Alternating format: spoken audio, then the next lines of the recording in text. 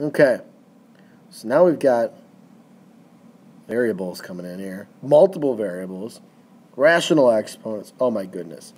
So if we can recall from earlier, cube root of 5 is the same as 5 to the 1/3. All right? So really we can write this again as a radical. So I could have the cube root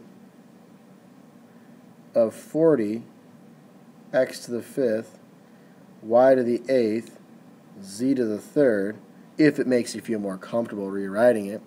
And now we can just go back to one of our old lessons, and really all we're doing is pulling out groups of 3.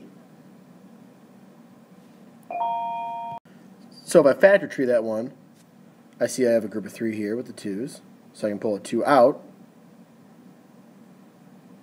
But that 5 is going to be left inside there, so I'll jot her down up there.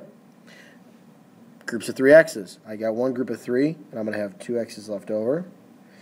Y's. I've got 2 groups of 3 y's, and I'm going to have 2 left over. And z's, I'll have one group of 3 z's, and then I've got my cube root of 5 x squared, y squared. Bada boom, bada bing, done. So that wasn't too bad. It's exactly like what we had before. It's just we wrote our radical in exponential form. Huh. Man, so cool. It's like a transformer of math problems, you know. Transform to something else, but really it's still the same thing, just like Transformers, you know. Semi-truck, you know, Megatron, you know, whatever. All right, next one.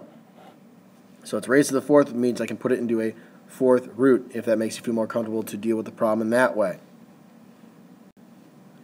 And then I can factor tree that 16. Or maybe you just remember that the 4th root of 16, because you're a hotshot, you know these things. We just did it earlier. 4th root of 16, that's 2.